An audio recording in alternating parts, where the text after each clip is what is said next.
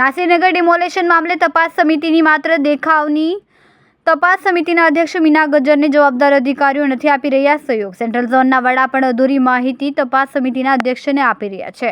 મીના ગજ્જરે કહ્યું, હજુ તપાસ પ્રારંભિક તબક્કામાં છે. તપાસ સમિતિ પાસે જે માહિતી આવી છે તે અધૂરી છે. મીડિયાના સવાલોથી સમિતિના અધ્યક્ષ માત્ર થેન્ક યુ બોલ્યા. મીડિયા સવાલો કરતી રહી અને અધિકારી થેન્ક યુ જવાબ આપતા રહ્યા.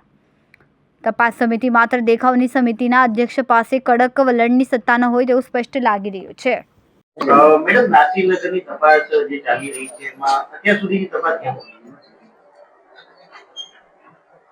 તપાસ વિવિધ તબક્કામાં કરવાની હોતી હોય છે. એટલે હાલમાં જે પણ ઝોનમાં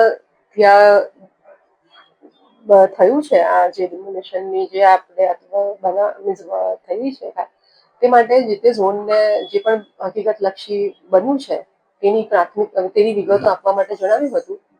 તેમાં દ્વારા પ્રાથમિક વિગતો એમના દ્વારા થોડી જે પણ હતું તે આપી અને એમને હજુ વિગતવાર માહિતીની જરૂર છે એ મુજબનું કહેવામાં આવ્યું છે. એટલે જે રીતના સંબંધિત ઝોન દ્વારા માહિતી આપવામાં આવશે તે પ્રમાણે આગળ તબક્કાવાર કાર્યવાહી કરવામાં આવશે અને ઉપરી અધિકારીને સબમિટ કરવામાં આવશે.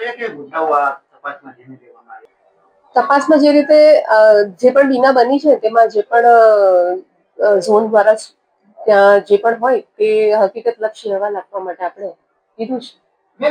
Thank you very much. Thank you so much. Cameraman Senil Virani સાથે વિશાલ છેટા, માનવ પ્રભા ન્યૂઝ. અમારા વિડીયોની નવી અપડેટ મેળવવા માટે સબસ્ક્રાઇબ કરો માનવ પ્રભા ન્યૂઝ ચેનલને. બેલ આઇકન ક્લિક કરો લેટેસ્ટ વિડીયો સૌથી પહેલા મેળવવા માટે.